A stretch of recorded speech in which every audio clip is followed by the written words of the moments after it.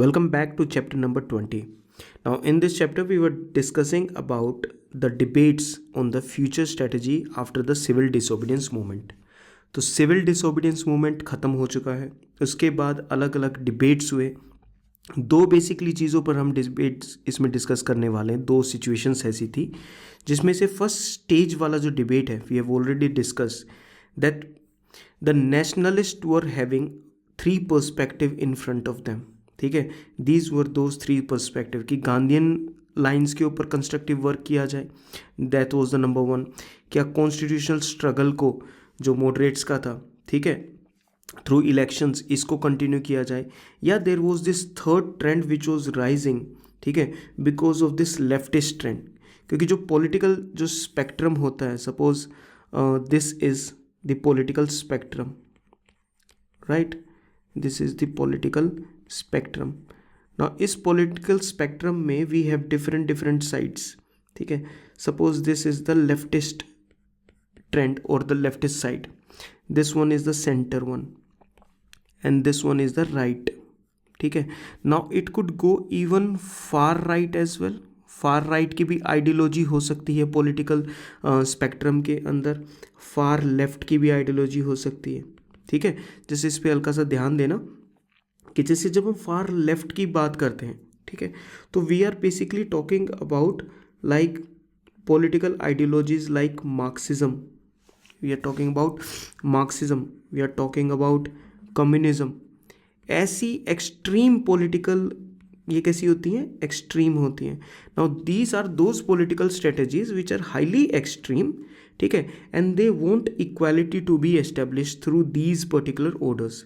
ठीक है, लेफ्टिस्ट जो ट्रेंड होता है वो more of a aggressive approach के साथ they want to establish social equality in the society. That is what they want. They want egalitarianism. ठीक है, egalitarianism in the society, this is what they want. ठीक है, तो इनसे क्या होगा, इनको करने के लिए हमें क्या करना होगा, सोसाइटी के अंदर सोशलिज्म लेकर आना पड़ेगा, right. And Nehru belong to this particular phase, वो इस पर्टिकुलर स्पेक्ट्रम से बिलोंग करते थे. सेंटर वाले मॉडरेट पॉलिसीज़ को फॉलो करते हैं, ठीक है, मॉडरेट पॉलिसीज़ को फॉलो करते हैं. राइट वाले दे वांट सोशल हायरार्की, ठीक है, कि जो भी सिस्टम चल रहा है, ठीक है, सोशल रिच पुअर का ये जो भी सिस्टम चल रहा है वो चलता रहे, सोशल हायरार्की चलती रहे. एक जो नेचुरल सिस्टम बनना चाहिए, ठीक है, जो नेचुरल सिस्टम बनना चाहिए, कंपटीशन होना चाहिए सोसाइटी के अंदर, ओपन कंपटीशन होना कि जिसको भाई जो भी जिसमें ज़्यादा ताकत है वो रिच बन जाएगा, बाकी पुअर रह जाएंगे. That's kind of, so these are all the political spectrum हैं सारे के सारे. तो why we are discussing this, because Congress के अंदर ना, कांग्रेस के अंदर भी ये सभी टाइप के लोग होते थे, बट ये नया जो leftist trend under Nehru it developed. ठीक है, this strong leftist trend in the Congress developed and Nehru was not in favour of constructive work, और ना ही वो काउंसिल एंट्री के फेवर में थे. ठीक है, वो चाहते थे कि that we have to establish socialism, एक वेलफेयर हमको स्टेट एस्टेब्लिश करना पड़ेगा, इक्वालिटी लेकर आनी पड़ेगी. ये हम कब कर सकते हैं, जब हम स्ट्रगल विक्ट्री स्ट्रेटजी को फॉलो करेंगे. When we will be following struggle victory strategy, we have already discuss this struggle truce struggle strategy, ये हमने डिस्कस कर ली है. ठीक है, and we have discuss the struggle victory strategy as well. Finally everyone agrees to the council entry की, ठीक है, किसी भी प्रकार का सूरत लाइंस पे कोई कांग्रेस के अंदर स्प्लिट ना हो जाए, and because of that they allowed the council entry. तो काउंसिल एंट्री चल रहे हैं, अब सीट्स भी कैप्चर हो जाएंगी अच्छे नंबर की. बट गांधी ही resigned from the Congress to serve it better through thought word and deed, कि भाई मैं लोगों के लिए काम करूंगा. इन अक्टूबर 1934 में Gandhi resigns from the Congress. Now what was the most important thing कि इतनी राउंड टेबल कॉन्फ्रेंसेज हुई, ठीक है, 3 राउंड टेबल कॉन्फ्रेंसेज हुई थी. उससे पहले साइमन कमीशन आया था, then this white paper which got published, ठीक है, ये गवर्नमेंट का ऑफिशियल पेपर पब्लिश्ड हुआ. Then there was this draft and then came the government of India act 1935.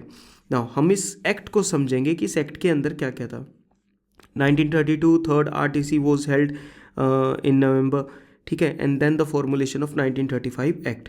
तो let us discuss this. Now this act was passed by the British parliament. ठीक है, जो सारे एक्ट से कौन पास कर रहा था? British parliament.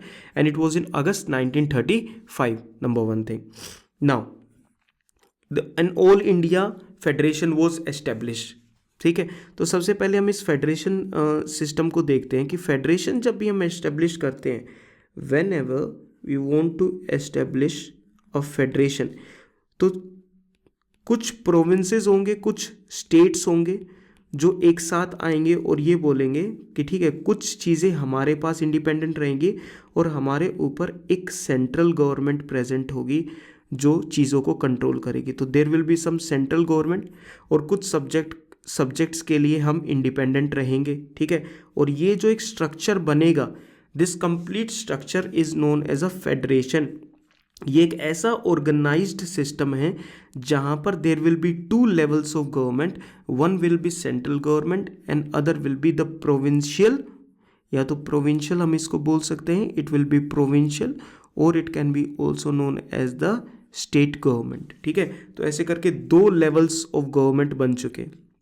कुछ चीज़ों को ये संभालेंगे और बाकी चीज़ों जो बच जाएंगी उनके लिए इंडिपेंडेंट होंगे कुछ भी करने के लिए. तो people wanted, the government of India act 1935 wanted this federation to be established. ठीक है, एक ऑल इंडिया फेडरेशन बनानी है. अब ऑल इंडिया बनानी है तो उसके लिए तो इंडिया के अंदर जो भी टेरिटरीज प्रेजेंट है वो सभी लेनी पड़ेंगी. तो it comprise all British Indian provinces. तो जितने भी ब्रिटिश इंडियन प्रोविंसेस थे, मद्रास, ठीक है, Bombay, then we have Madras, Bombay, we have Bengal, ठीक है, यूनाइटेड प्रोविंसेस, सेंट्रल प्रोविंसेस, ऐसे करके we have number of provinces. तो ये सारे के सारे प्रोविंसेस जो है ये इंक्लूड किए जाएंगे. Then there will be chief commissioner provinces. ठीक है, अब जो चीफ कमिश्नर प्रोविंसेस होंगे, अच्छा ये वाले जो एरियाज़ हैं, ठीक है, ये वाले जो एरियाज़ हैं ये तो मेजर टेरिटरीज थे. These were some of the major territories, बहुत बड़े बड़े एरियाज थे. नाउ कुछ छोटे एरियाज भी बच जाते हैं ना, there will be some minor areas. तो these were the minor areas और टेरिटरीज. ठीक है, इनको क्या करा गया? Now these were under the governors. ये किसके अंडर में थे सारे के सारे? These were under the governor. अब इन छोटे एरियाज के लिए हम गवर्नर तो नहीं लेकर आ सकते, तो we will bring chief commissioners. हम इसके लिए क्या लेकर आ जाएंगे? The chief commissioners. नाउ इस एरिया में काफ़ी थे, NWF था, नॉर्थ वेस्टर्न फ्रंटियर प्रोविंस भी था. ठीक है, अच्छा इसके अंदर बलूचिस्तान था, वी हैव बलूचिस्तान. कहाँ पर है Balochistan? Suppose this is the map of today's Pakistan, ऐसा करके कुछ मैप है. ठीक है, this area was of the Balochistan area. ठीक है, here we have Afghanistan, this is Pakistan and this is India. Other than that we have Coorg. ठीक है, ये कर्नाटका के सदर्न वाले, जो कर्नाटका अपना स्टेट है उसके सदर्न वाले पार्ट में है. ठीक है, कर्नाटका स्टेट के सदर्न वाले पार्ट में है द कुर्ग एरिया. ठीक है, other than that Ajmer, Mewar. ठीक है, so this was also one of the chief commissioner provinces. Andaman and Nicobar islands, this was also, Ajmer Mewar का आपको पता होगा, this is in the somewhere in the central part of Rajasthan. ठीक है, this is in central part of Rajasthan. Then Andaman and Nicobar Islands. So these were the number of chief commissioner provinces. इनको अपनी अलग conditions पे establish किया गया था. कौन इनको देखता था? chief commissioner देखते थे. बच गए क्या? अब जो राजा वाले थे, that were the princely states. ठीक है, ये प्रिंसली स्टेट्स थे. इनको जो है प्रिंसेस रूल करते थे, किंग्स रूल करते थे. इनके ऊपर ब्रिटिश का इंटरनल इंटरफेरेंस नहीं था. एक्सटर्नली ब्रिटिश इनको कंट्रोल करते थे काफ़ी ज़्यादा से. तो ये तीन प्रकार के अब ग्रुप्स बन चुके हैं. मेजर टेरिटरीज जो गवर्नर, हम इनको गवर्नर प्रोविंसेस भी बोल सकते हैं. We can call them governor provinces, क्योंकि इनको गवर्नर रूल करते थे. We have chief commissioner provinces and then we have the princely states which will include Hyderabad and such states. Fine. अब ये तीनों जो हैं फेडरेशन का पार्ट बनेंगे कि ये तीनों जो हैं ये सभी आपस में एक साथ आ गए. अब इन तीनों के ऊपर एक सेंट्रल गवर्नमेंट प्रेजेंट होगी. ठीक है, नाउ ये अब जो एक सिस्टम बनेगा, this will be the federation. Correct. Now the federation formation की, जो फेडरेशन जो बनेगा ना, इस पर एक कंडीशन रख दी. What was the condition?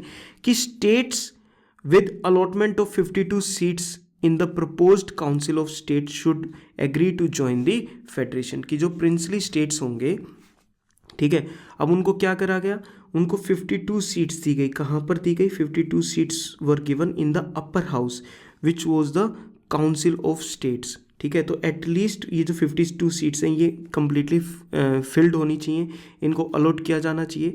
और सेकंड जो कंडीशन ये थी कि इन 52 सीट्स पे ना ये कितने प्रिंसली स्टेट्स को रिप्रेजेंट करेंगे। ठीक है, कितने प्रिंसली स्टेट्स को ये रिप्रेजेंट करेंगे, वो क्या था, वो जो भी पॉपुलेशन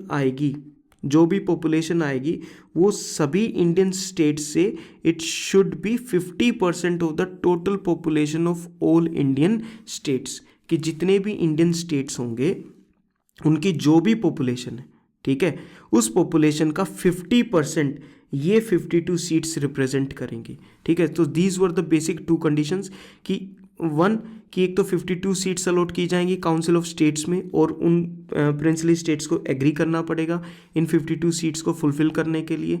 ठीक है, एंड सेकंड ये जो प्रिंसली स्टेट्स जो इस काउंसिल ऑफ स्टेट्स में आएंगे their population should be somewhere around 50%। It should be around 50%। Fine. Now since these conditions were not fulfilled, अब उन्होंने प्रिंसली स्टेट्स ने इस कंडीशन के लिए एग्री ही नहीं करा, बिकॉज ये फेडरेशन बनना एक कंडीशनल था, क्योंकि इन लोगों ने प्रिंसली स्टेट्स ने इस चीज़ के लिए एग्री नहीं करा। That's why a federation under the 1935 act was not formed. वो फेडरेशन बन ही नहीं पाया, क्योंकि फेडरेशन में सभी कंप्राइज करते थे, प्रिंसली ब्रिटिश इंडियन प्रोविंसेस भी, chief commissioner province and the Indian states of the princely states. तो सेंट्रल गवर्नमेंट जो है it was according to the 1946 तक वो किस प्रोविजंस के अकॉर्डिंग चली? 1919 के एक्ट के अकॉर्डिंग ही चली। तो central government will move according to the 1919 act up to 1946, right. Now let us talk about the central level. और सेंट्रल लेवल पे भी एग्जीक्यूटिव की बात करते हैं, द इम्प्लीमेंटिंग बॉडी। एग्जीक्यूटिव क्या करता है? This is the implementing body. एक तो लेजिस्लेटिव बॉडी होती है, लेजिस्लेटिव बॉडी का काम होता है रूल्स को बनाना, एग्जीक्यूटिव का काम होता है उनको इम्प्लीमेंट करना, लागू करना। फेडरल लेवल मतलब द सेंट्रल लेवल। ठीक है, so let us discuss this. The governor general was the pivot of the entire constitution. Now what they are basically saying कि जो गवर्नर जनरल होगा, this governor general, he will be the central point, he will be the pivot. Pivot is the central point, किसी चीज़ के जो इर्द गिर्द जो सारी चीज़ें घूमती है, सेंट्रल पॉइंट, उसको पिवट बोलते हैं, ऑफ द एंटायर कॉन्स्टिट्यूशन। तो governor general was given the measure of the powers.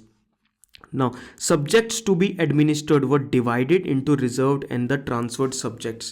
तो कैन यू सी ये पहले भी आया था 1919 के एक्ट के थ्रू, प्रोविंसेस में ये चीज़ आई थी। This thing was in the provinces की जो भी सब्जेक्ट्स होंगे, these subjects will be divided into transferred subjects and the reserved subjects.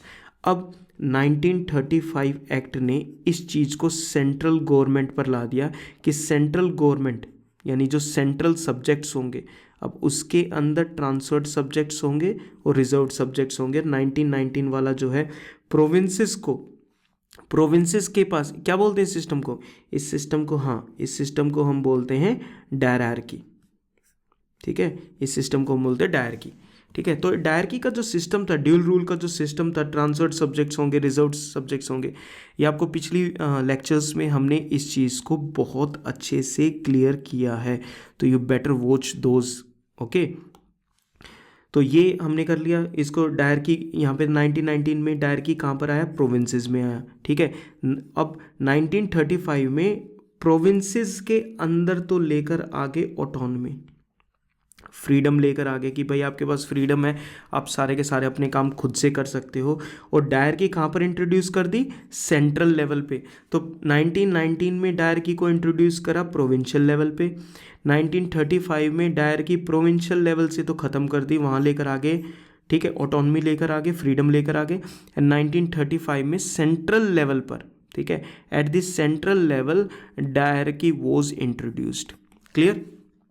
Now the subjects were divided into reserved and transferred.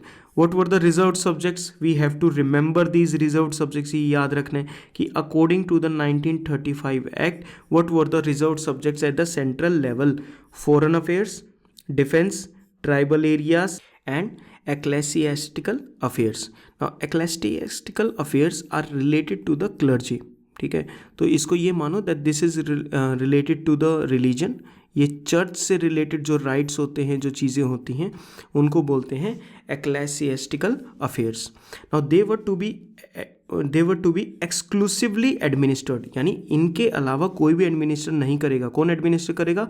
Governor general on the advice of the executive councillors. ठीक है, चलो इस चीज़ को एक बार हल्का सा हम नोट डाउन करते हैं कि जो भी रिजर्व्ड सब्जेक्ट्स होंगे उनके साथ कौन डील कर रहा है? गवर्नर जनरल यानी वॉइसरॉय उनके साथ डील कर रहा है, और उसके साथ उसके कौन है? उसके काउंसिलर्स हैं. ठीक है, तो this executive body is dealing with the reserved subjects. और रिजर्व सब्जेक्ट्स आपको समझ में आ गए कौन कौन से हैं. These are the reserved subjects. Fine. Now these executive councillors, ठीक है, ये जो काउंसिल है, गवर्नर जनरल उसका जो काउंसिल है, उसके मेंबर्स को हम क्या बोल रहे हैं? काउंसिलर्स बोल रहे हैं. They were not to be responsible to the central legislature. ठीक है, अब ये होगी एक लेजिस्लेचर तो उन्होंने बनाई हुई है, क्योंकि ये तो बॉडी क्या है? एग्जीक्यूटिव बॉडी है. ये वाली बॉडी कौन सी है? This is the executive body. ठीक है, समझ में आ रहा है. लेजिस्लेचर की अगर हम बात करते हैं, लेजिस्लेचर में एक अपर हाउस होगा this which is the council of states. ठीक है, एक लोअर हाउस होगा जिसको असेंबली बोलेंगे, फेडरल असेंबली बोलेंगे. ये दोनों मिला के आज की जैसे पार्लियामेंट बनी हुई है, ये वैसा बन जाएंगे इस पोजीशन में. ये क्या है? ये लेजिस्लेचर है. Now what this act of 1935 is saying, it is saying कि जब रिजर्व्ड सब्जेक्ट्स की बात आएगी ना, तो ये लोग ना इसकी तरफ रेस्पॉन्सिबल नहीं होंगे. रेस्पॉन्सिबल ना होने का मतलब क्या है कि ये इससे ऐसे क्वेश्चंस नहीं पूछ सकते कि भाई तुमने ऐसा क्यों करा, अगर तुमने गलत करा तो हम तुमको रिमूव कर देंगे. इस टाइप की कोई भी चीज़ नहीं होगी.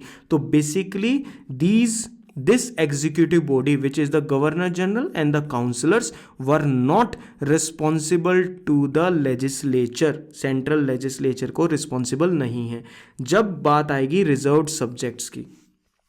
और जब बात आएगी ट्रांसफर्ड सब्जेक्ट्स की, ठीक है, बाकी सारे सब्जेक्ट्स जो भी हैं वो सारे किस में आ जाएंगे? ट्रांसफर्ड सब्जेक्ट्स आ जाएंगे. नाउ ट्रांसफर्ड सब्जेक्ट्स को डील करने के लिए क्या कंडीशन है? See let me remove this one, कि ये वाला पार्ट हमने कर लिया है. Now when we are talking about, भाई थोड़ा सा ध्यान से देखना यार, when we are talking about transferred subjects at the central level की अगर हम जब बात करेंगे, तो उसमें क्या होगा? Governor general plus ministers. ये मिनिस्टर्स कहाँ से चूज किए गए हैं? These ministers are chosen from this legislature. इस लेजिस्लेचर से ये चुने गए हैं, जैसे आज की डेट में होता है. ठीक है, कि हम एमपीज़ को चुन देते हैं. ठीक है, हमने मेंबर ऑफ पार्लियामेंट्स को सेलेक्ट कर लिया. मेंबर ऑफ पार्लियामेंट में से ही कुछ मेंबर ऑफ पार्लियामेंट क्या बन जाते हैं? मिनिस्टर्स बन जाते हैं. और वो मिनिस्टर्स फिर प्राइम मिनिस्टर के साथ मिलके एक एग्जीक्यूटिव बॉडी बनाते हैं. ठीक है, this is the current day scenario. ये तो आज की डेट का हो गया. उस टाइम पे क्या था कि जब ट्रांसफर्ड सब्जेक्ट्स की बात आएगी सेंट्रल लेवल पे, तो गवर्नर जनरल और कुछ जो सिलेक्टेड मिनिस्टर्स हैं, अपॉइंटेड मिनिस्टर्स हैं, वो लोग जो सब्जेक्ट्स हैं उनको क्या करेंगे? They will administer those subjects. वो उन सब्जेक्ट्स को देखेंगे.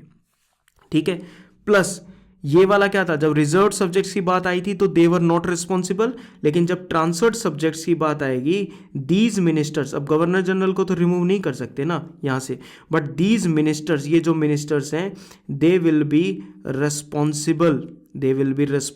किसको? To the legislature. ये जो बॉडी है ना इधर, ये वाली जो बॉडी है, इस लेजिस्लेचर को रिस्पॉन्सिबल रहेंगे.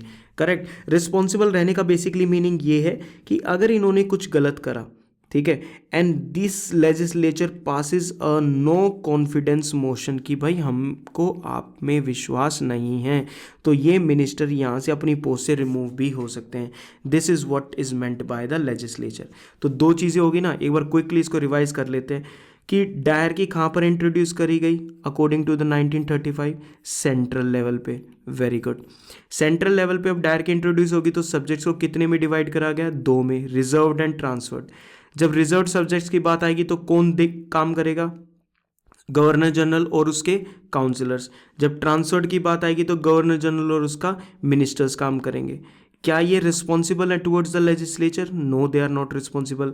Can they pass a no confidence motion against the councillors? No, they can not pass. Ministers के अगेंस्ट ये रिस्पॉन्सिबल है, पहली बात तो मिनिस्टर्स, और legislature can pass a no confidence motion.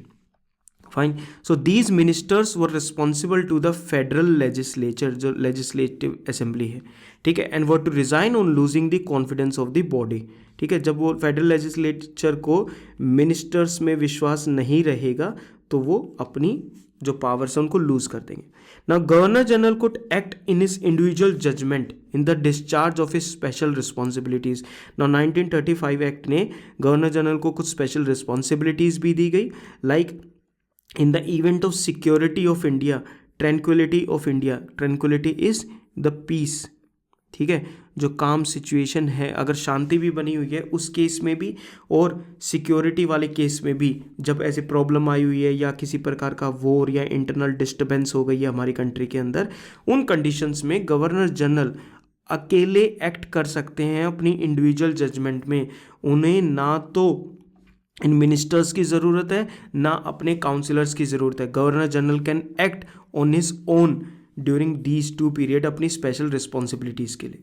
ना ये बात तो थी सारी की सारी सेंट्रल लेवल पर एग्जीक्यूटिव की। देखो अभी तक हमने सिर्फ एग्जीक्यूटिव की बात करी, अब हम ना इस बॉक्स की बात करते हैं which is the legislature, central level पे।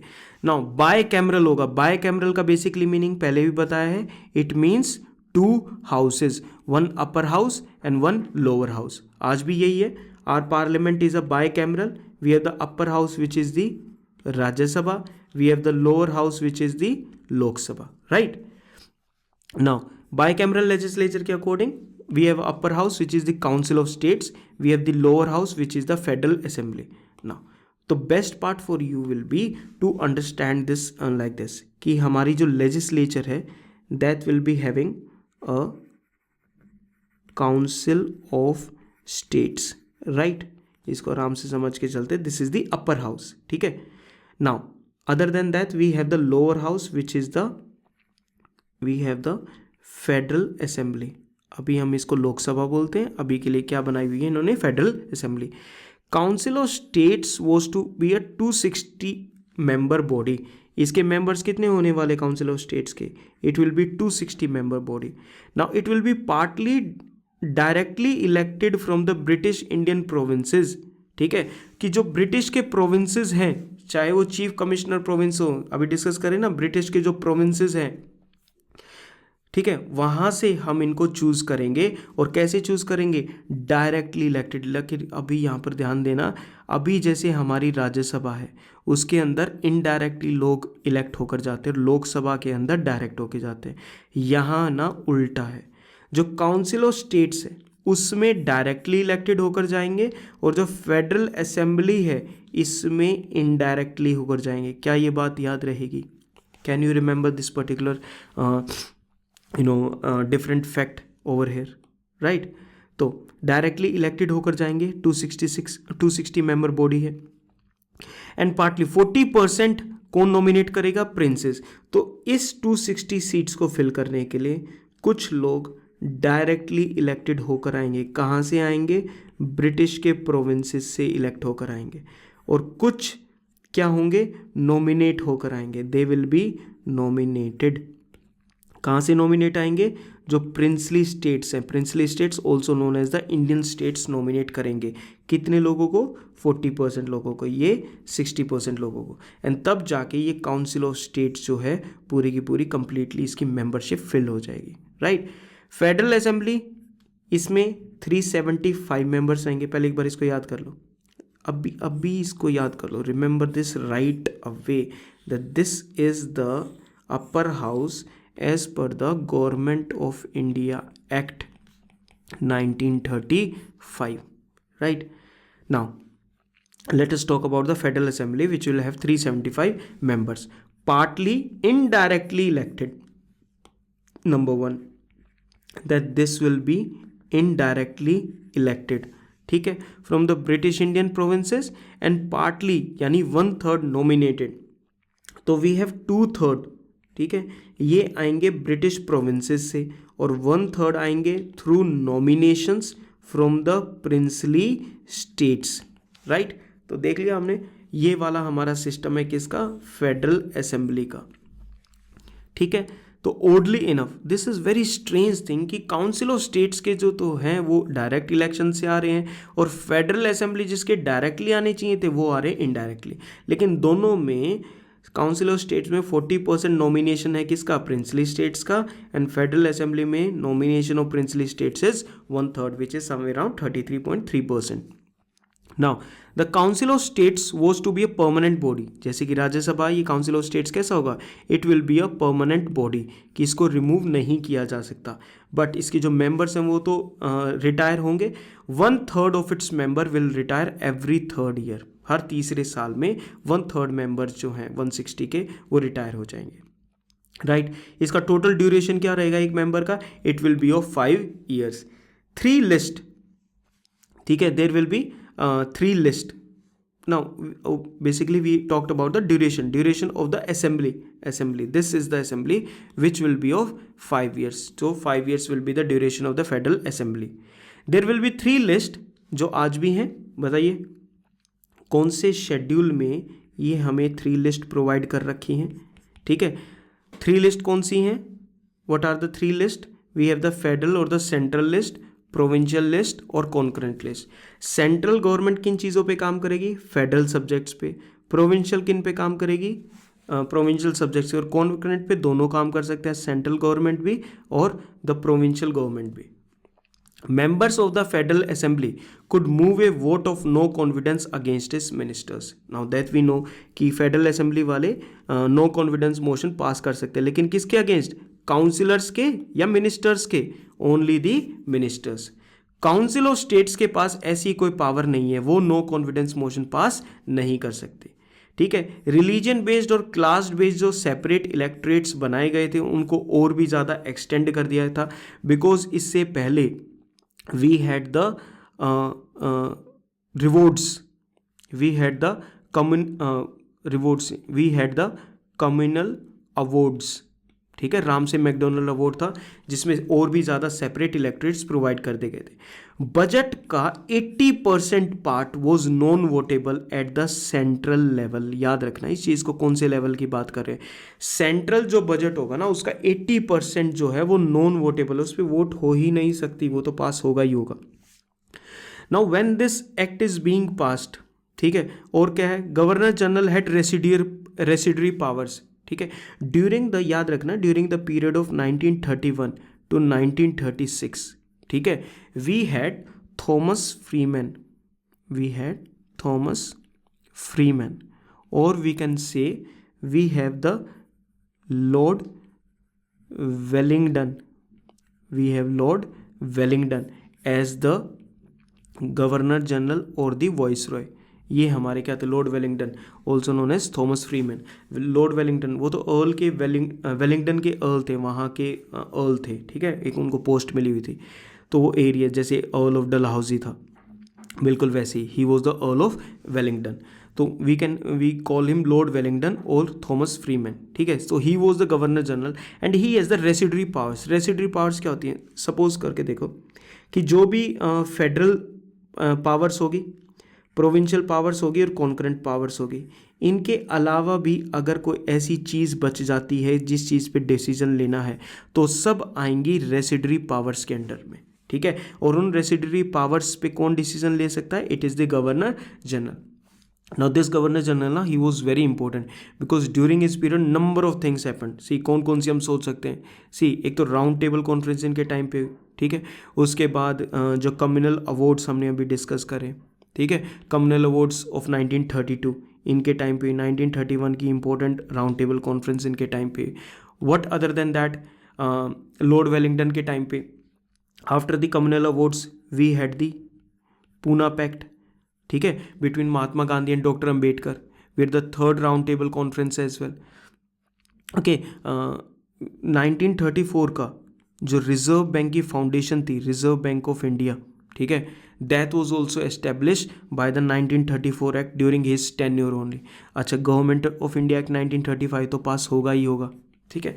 तो there were number of things that happen during his tenure, ठीक है, and he will be having the residuary powers, इनके पास रेसिडरी पावर्स रहेंगे।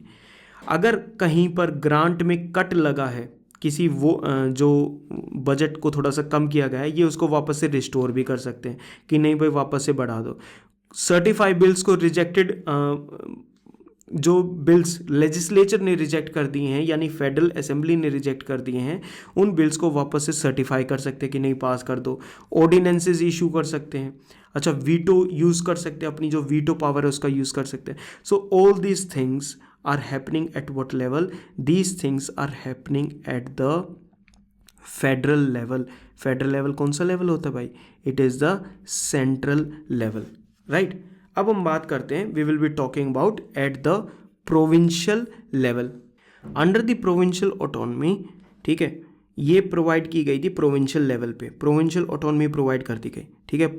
Autonomy basically here means now they will be able to self govern themselves, ठीक है। तो self government का इनको कॉन्सेप्ट प्रोवाइड कर दिया, क्योंकि 1919 का जो एक्ट था अभी हमने डिस्कस करा था, 1919 के एक्ट ने इनको क्या प्रोवाइड करा था? दे वर प्रोवाइडेड विद डायरकी, ठीक है। तो अब डायरकी तो रिप्लेस कर दी 1935 ने, अब वहाँ पर क्या आ गई? प्रोविंशियल ऑटोनॉमी, ठीक है। अब इसके अंदर क्या क्या चीज़ें होंगी उन चीज़ों को डिस्कस करते हैं। Now the provinces were granted autonomy and separate legal identity. अब ये जो सेपरेट लीगल आइडेंटिटी है ना, एक बार इसका मीनिंग समझते हैं यहाँ पर। Suppose this is the crown, ठीक है। क्राउन के अंडर में we have the secretary of state, we have the viceroy, ऐसे करके चीज़ें हैं। एंड देन ये जो चीज़ें हैं, अब क्राउन के अंडर में ही we have the central government, ठीक है, जो फेडरल गवर्नमेंट थी, ठीक है। तो क्राउन के अंडर में सेंट्रल गवर्नमेंट एस्टेब्लिश करेगी, और इस सेंट्रल गवर्नमेंट के अंडर में थ्रू दी सेंट्रल गवर्नमेंट, याद रखना वर्ड में क्या यूज़ कर रहा हूँ, through the central government the state government will be established. तो एक ऐसा सिस्टम बना था, ये था पहले का। नाउ अब इनको सेपरेट, अभी तो क्या थी, ये जो स्टेट गवर्नमेंट थी, इनको इनकी जो आइडेंटिटी है, इनकी जो पहचान है वो कहाँ से है? वो सेंट्रल गवर्नमेंट इनको पावर्स प्रोवाइड करती है, तो इनके पास पहचान है। बट अब इनके पास सेपरेट आइडेंटिटी होगी, और सेपरेट आइडेंटिटी का मतलब क्या है? अब क्राउन ही एस्टेब्लिश कर रहा है सेंट्रल गवर्नमेंट को, सेंट्रल लेवल को, और क्राउन ही डायरेक्टली एस्टेब्लिश कर रहा है प्रोविंशियल गवर्नमेंट को, ठीक है। तो बेसिकली जो सारी की सारी जो प्रोविंशियल गवर्नमेंट के पास जो पावर्स हैं, वो पावर्स सेंट्रल गवर्नमेंट से निकल कर नहीं आएंगी, they are coming directly from the crown. Now they are having a separate legal entity. पहले इनको हर चीज़ के रिगार्डिंग इससे पूछना पड़ता था, अब ये नहीं होगा। नाउ दे आर ऑटोनोमस, ठीक है, ये बेसिकली फ्री हो चुके हैं, and they are directly under the crown like the central government. This is what is meant by separate legal identity. अब ये बिल्कुल एक अलग से लीगल आइडेंटिटी बन चुके हैं। अगर पहले आपको किसी इस ऑफिसर को वो मान लो कोर्ट के अंदर लेकर जाना है, तो केस जाएगा किसके अगेंस्ट में? सेंट्रल। अब ये क्योंकि एक सेपरेट लीगल एंटिटी बन चुके हैं, आइडेंटिटी हो चुकी है इनकी, नाउ डायरेक्टली किसी भी प्रोविंशियल, जैसे मद्रास प्रोविंशियल गवर्नमेंट के अगेंस्ट आप डायरेक्टली केस कर सकते हो। Now the provinces were freed from the superintendents direction and of the secretary of state and the governor general, ठीक है। अब सेंट्रल गवर्नमेंट के अंदर यहाँ पर वॉइस रॉय था यानी गवर्नर जनरल था, और उसके ऊपर कौन था? Secretary of state. In provincial को चलाने के लिए, समझने की कोशिश करना भाई, इन प्रोविंशियल गवर्नमेंट को चलाने के लिए ये ऑर्डर पास करते रहते थे। बट अब जब ये ऑटोनोमस हो गए हैं तो ये ऑर्डर पास नहीं करेंगे, ये सिर्फ इस सिस्टम को देखेंगे। तो secretary of state and the viceroy will be taking care of only the central government. Provincial government अब डायरेक्टली किसके अंडर आ चुकी है? Under the crown. तो they were freed from the superintendents direction of the secretary of state and the governor general. Provinces henceforth derived their legal authority directly from the British Crown. अब directly उनके पास powers कहाँ से आ रही थी? British crown से. अब वो secretary of state, viceroy या सेंट्रल गवर्नमेंट के अंडर में नहीं थे. This is what is meant by provincial autonomy. ठीक है, I hope you have got this one as correct. Provinces were given independent financial powers and resources. अब इनकी जो फाइनेंशियल पावर्स थी वो सेंट्रल गवर्नमेंट से नहीं आ रही थी. ठीक है, अब उनके पास इंडिपेंडेंट पावर्स थी. अब वो बाहर से मनी को बोरो भी कर सकते हैं अपनी सिक्योरिटी के ऊपर. ठीक है, उनको सेंट्रल गवर्नमेंट की ज़रूरत नहीं है किसी भी जगह से मनी बोरो करने के लिए. फाइन, तो ये था प्रोविंशियल ऑटोनॉमी के बारे में. एग्जीक्यूटिव को देखें, एग्जीक्यूटिव लेवल एट दी कौन से लेवल पे? प्रोविंशियल लेवल की बात कर रहे हैं, क्योंकि हम सेंट्रल लेवल की तो बात कर चुके हैं. यहाँ पर कौन होगा? गवर्नर होगा. अब जब डायरेक्टली प्रोविंशियल को एस्टेब्लिश ही क्राउन कर रहा है तो गवर्नर को कौन एस्टेब्लिश करेगा? वो क्राउन ही करेगा, क्योंकि गवर्नर किसको रूल कर रहा है? प्रोविंशियल गवर्नमेंट को. तो गवर्नर जो होगा वो क्राउन का नॉमिनी होगा and he will exercise his authority on behalf of the kings. ठीक है, गवर्नर के पास स्पेशल पावर्स होंगी regarding what? Minorities, civil servants के rights, law and order, British business interest, partially excluded areas and some of the princely states etcetera. ठीक है, so these were the powers with the governor. तो इन powers को एक बार दोबारा से देख लो, revise them side by side so that you can memorize them. Now, governor could take over and indefinitely run the administration. Now, governor पूरी तरीके से administration को run कर सकता है. उसको बीच में किसी का भी SOS का, सेक्रेटरी ऑफ स्टेट का, यानी गवर्नर जनरल या वॉइसरॉय का, किसी का भी बीच में इंटरफेरेंस नहीं होगा. Let us quickly go through the legislature part. There will be separate electorates. जो कम्युनल अवार्ड जो 1932 में आया था उसके बेस पर सेपरेट इलेक्टोरेट्स होंगे. All members were directly elected. जितने भी मेंबर्स होंगे डायरेक्टली इलेक्टेड है. फ्रेंचाइज वॉज, यानी the right to vote, franchise is the right to vote was extended. Women got the right, ठीक है, right to vote on the same basis as man. जैसे property के base पे, education के basis पे, वैसे women को भी इन्हीं बेसिस के ऊपर राइट्स मिल गए. ना मिनिस्टर्स क्या करेंगे? याद है मिनिस्टर्स कौन थे? मिनिस्टर्स, अब यहाँ पर रिजर्व्ड और ट्रांसफर्ड सब्जेक्ट्स तो है ही नहीं ना, क्योंकि डायर की अबोलिश हो चुकी है. मिनिस्टर्स रह गए. Ministers will administer all the provincial subjects. जो सब्जेक्ट्स को डिवाइड करा गया था फेडरल, प्रोविंशियल और कॉन्करेंट में. ठीक है, उनके ऊपर एक काउंसिल ऑफ मिनिस्टर्स बन जाएगा और उनका जो हेड होगा वो उनको डील करेगा, मोस्टली जो गवर्नर होगा. The ministers were made answerable to and removal by the adverse vote of legislature. अगर लेजिस्लेचर ने नो कॉन्फिडेंस मोशन पास कर दिया तो ये मिनिस्टर्स रिमूव हो सकते हैं. प्रोविंशियल लेजिस्लेचर उन सब्जेक्ट्स पे, किन सब्जेक्ट्स पे लेजिस्लेट कर सकते हैं? किन लेजिस्लेट करने का मतलब? To make laws. ठीक है, देख भाई, एक वर्ड हम इस चीज़ में कर रहे हैं. We are going it word by word. I hopefully you will understand each and everything that is given in the government of India act 1935. 40% of the budget was still not votable. Now please tell me, central जो budget था वो कितना percent non votable था? Now जिसके मन में 80% आ रहा है वो ठीक है. ठीक है, और बाकी यों को दोबारा से रिवाइज करने की, और थोड़ा सा और बुद्धि लगाओ भाई, और बुद्धि लगाओ थोड़ी सी इसमें. हाँ, समझो इस चीज़ को. Hello, 40% of the budget was still not votable, और सेंट्रल लेवल पे ही 80% था. गवर्नर क्या क्या कर सकता है? कोई भी बिल पास हुआ है उसको, उस पर साइन नहीं करेगा, रिफ्यूज टू असेंट. ठीक है, ऑर्डिनेंस पास कर सकता है. गवर्नर का खुद का अपना एक्ट पास हो सकता है. ठीक है, ये सारी पावर्स किसको दे रखी थी? गवर्नर को दे रखे थे, the provincial level. So this was the majority of the government of. अब इसमें जितनी चीज़ें बची हुई है ना गवर्नमेंट ऑफ इंडिया एक्ट में, अब ये सारी की सारी, इसके अलावा वो जो बाकी चीज़ें जो बची हुई हैं, that will be discussed in the polity section. यहाँ वाले तक इतना ही है, एंड बाकी का जो भी होगा that will be discussed under the polity section. Now let us go through the evaluation of the act. ठीक है, what is this evaluation? Basically evaluation में हम बात करेंगे कि ये किस टाइप का एक्ट था. मेजर चीज़ें डिस्कस करेंगे. प्रोविंसेस के अंदर अब प्रोविंसेस अब क्या हो चुके हैं? ऑटोनोमस हो चुके हैं. क्या प्रोविंसेस ऑटोनोमस हो चुके हैं? यस. क्या प्रोविंसेस के अंदर डायर की है? नो.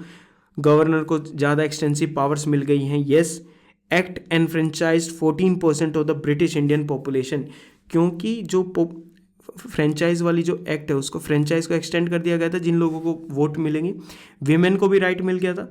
तो अब पूरे ब्रिटिश इंडिया के अंदर 14% population was having the right to vote.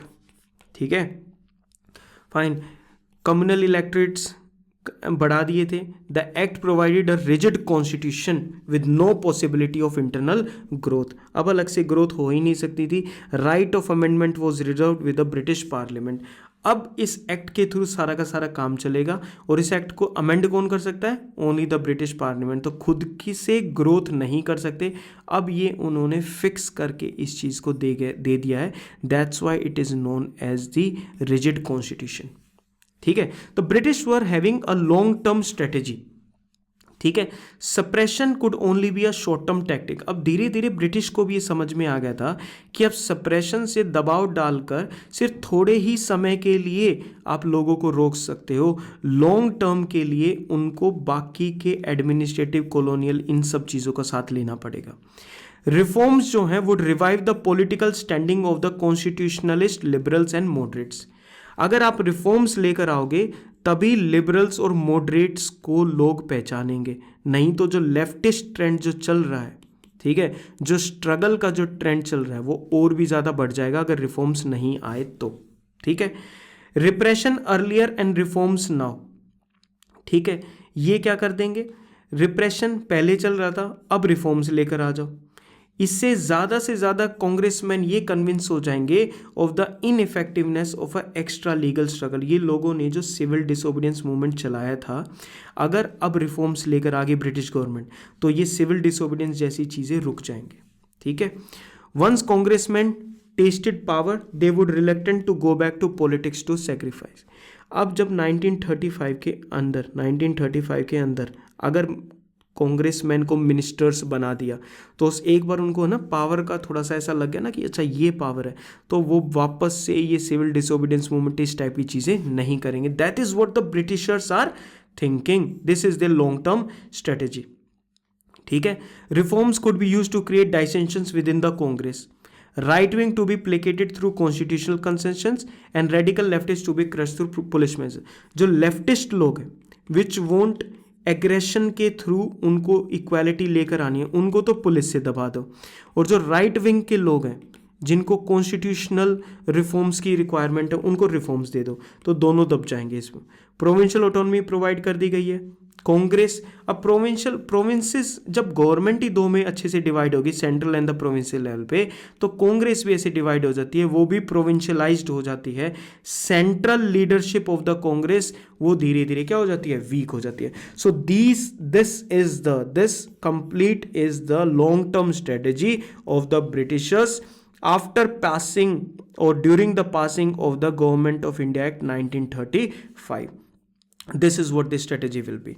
ठीक है, लेकिन ये जो 1935 का एक्ट आया ना, it was condemned bye nearly all sections, unanimously rejected by the Congress. सभी लोग कह रहे हैं कि नहीं भाई बकवास है, बिल्कुल खराब है, सभी ने इसको रिजेक्ट कर दिया।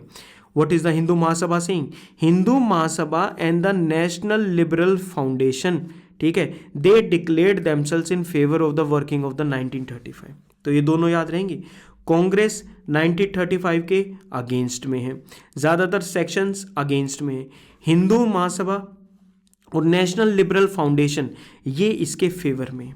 ठीक है, at the central level and the provincial level as well. The Congress demanded instead of convening the constituent assembly elected on the basis of adult franchise to frame a constitution for independent India। तो if the Congress is against the 1935 act, अगर वो इसके against में, तो what they actually want, they want कि एक constituent assembly बुलाई जाए। ठीक है, कॉन्स्टिट्यूएंट असेंबली बुलाई जाए, और ये कॉन्स्टिट्यूएंट असेंबली इंडिया का जो नया कॉन्स्टिट्यूशन है ना उसको एस्टेब्लिश करेगी। Now this is what the Congress is demanding, they demanded a constituent assembly. ये क्या करेगी? And that will be chosen on the basis of adult franchise. ठीक है, सभी लोगों को आप वोटिंग का अधिकार दो, उस वोटिंग के अधिकार पे ये कॉन्स्टिट्यूंट असेंबली चूज़ की जाएगी, इलेक्ट की जाएगी, this is now elected. And ये कॉन्स्टिट्यूंट असेंबली क्या बनाएगी, हमारे इंडिया का नया कॉन्स्टिट्यूशन बनाएगी for an independent India. This is what they wanted, because 1929 में ऑलरेडी पूर्ण स्वराज की हम मांग कर चुके हैं। तो बताओ तो कौन सा सेशन है 1929 का जिसमें हमने ये डिमांड रखी थी, कहाँ बताना है वो आपको पता है। Now this was the ending of the first debate कि गांधी की कंस्ट्रक्टिव स्ट्रेटेजी को चूज़ किया जाए, इलेक्शंस किए जाएं, या नेहरू की लेफ्टिस्ट आइडियोलॉजी को फॉलो किया जाए। उसके बीच आ गया government of India act 1935 and अब आएगा सेकंड स्टेज। ठीक है, अब इस सेकंड डिबेट के बारे में will talk about in the next lecture. Till then revise the lecture number 1 and lecture number 2 of this particular chapter which is talking about the different debates. This chapter is chapter number 20. ठीक है, तो revise these 2 lectures, then we'll move on to the 3rd lecture. Till then, take care, keep smiling, keep learning the things and stay confident. Bye.